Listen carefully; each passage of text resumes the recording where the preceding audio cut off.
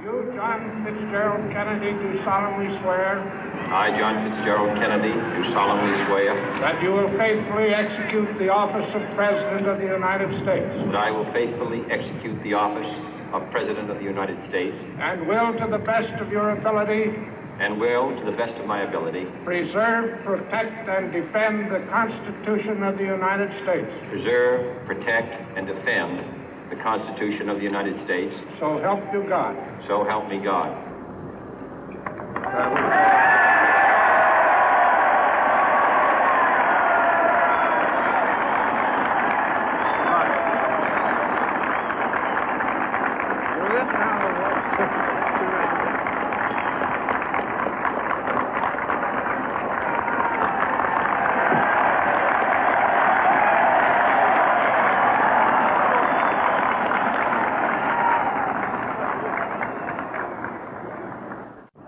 Vice President Johnson, Mr. Speaker, Mr. Chief Justice, President Eisenhower, Vice President Nixon, President Truman, Reverend clergy, fellow citizens. We observe today not a victory of party, but a celebration of freedom, symbolizing an end as well as a beginning, signifying renewal as well as change. For I have sworn before you and Almighty God the same solemn oath our forebears prescribed nearly a century and 3/4 ago. The world is very different now, for man holds in his mortal hands the power to abolish all forms of human poverty and all forms of human life. And yet the same revolutionary beliefs for which our forebears fought are still at issue around the globe. The belief that the rights of man come not from the generosity of the state, but from the hand of God. We dare not forget today that we are the heirs of that first revolution. Let the word go forth from this time and place to friend and foe alike that the torch has been passed to a new generation of Americans born in this century, tempered by war, disciplined by a hard and bitter peace, proud of our ancient heritage, and unwilling to witness or permit the slow undoing of those human rights to which this nation has always been committed and to which we are committed today at home and around the world.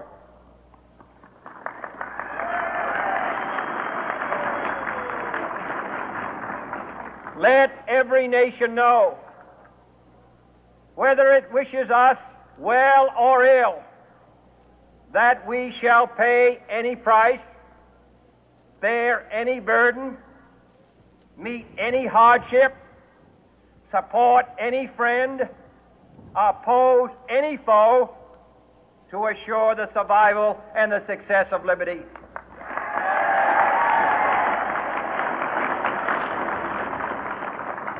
This much we pledge and more. To those old allies whose cultural and spiritual origins we share, we pledge the loyalty of faithful friends. United, there is little we cannot do in a host of cooperative ventures. Divided, there is little we can do, for we dare not meet a powerful challenge at odds and split asunder. To those new states whom we welcome to the ranks of the free, we pledge our word that one form of colonial control shall not have passed away, merely to be replaced by a far more iron tyranny. We shall not always expect to find them supporting our view, but we shall always hope to find them strongly supporting their own freedom, and to remember that in the past, those who foolishly sought power by riding the back of the tiger ended up inside.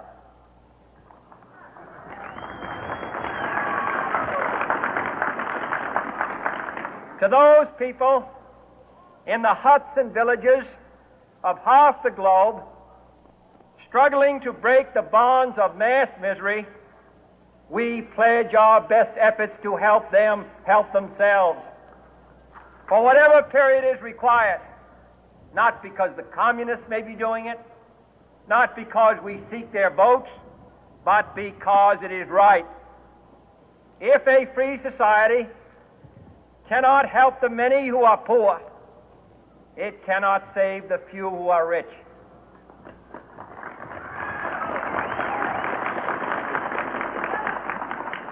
To our sister republics south of our border, we offer a special pledge to convert our good words into good deeds, in a new alliance for progress, to assist free men and free governments in casting off the chains of poverty.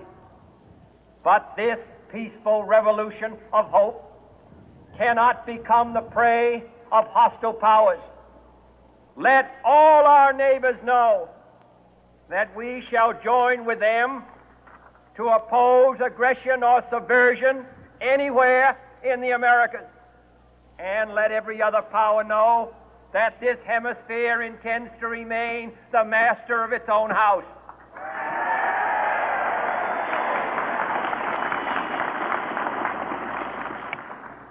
To that World Assembly of Sovereign States, the United Nations, our last best hope, in an age where the instruments of war have far outpaced the instruments of peace, we renew our pledge of support to prevent it from becoming merely a forum for invective, to strengthen its shield of the new and the weak, and to enlarge the area in which its writ may run.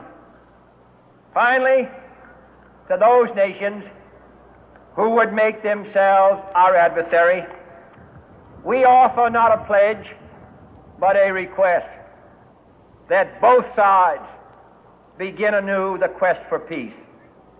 Before the dark powers of destruction, unleashed by science, engulf all humanity in planned or accidental self-destruction, we dare not tempt them with weakness, for only when our arms are sufficient beyond doubt can we be certain beyond doubt that they will never be employed.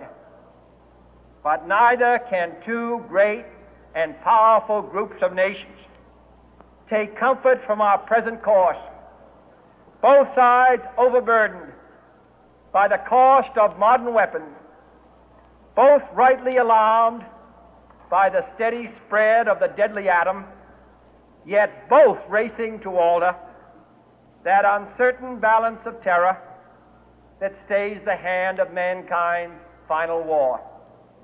So let us begin anew, remembering on both sides that civility is not a sign of weakness, and sincerity is always subject to proof. Let us never negotiate out of fear, but let us never fear to negotiate.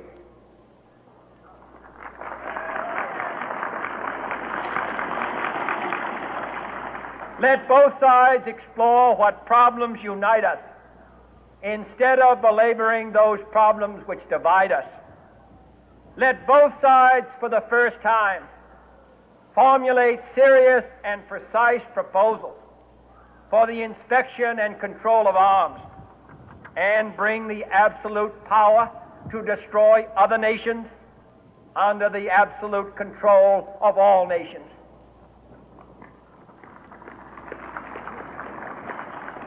Let both sides seek to invoke the wonders of science instead of its terrors. Together, let us explore the stars, conquer the deserts, eradicate disease, tap the ocean depth, and encourage the arts and commerce. Let both sides unite to heed in all corners of the earth the command of Isaiah to undo the heavy burden and let the oppressed go free.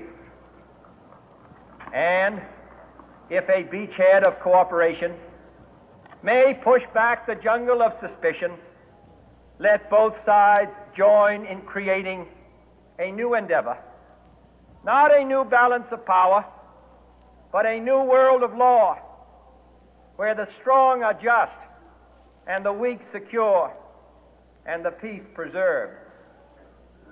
All this will not be finished in the first 100 days, nor will it be finished in the first 1,000 days, nor in the life of this administration, nor even perhaps in our lifetime on this planet. But let us begin.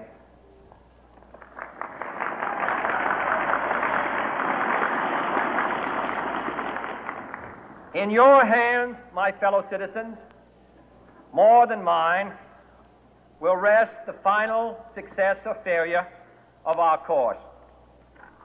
Since this country was founded, each generation of Americans has been summoned to give testimony to its national loyalty. The graves of young Americans who answered the call to service surround the globe. Now the trumpet summons us again, not as a call to bear arms, though arms we need, not as a call to battle, though in battle we are, but a call to bear the burden of a long twilight struggle, year in and year out, rejoicing in hope, patient in tribulation, a struggle against the common enemies of man, tyranny, poverty,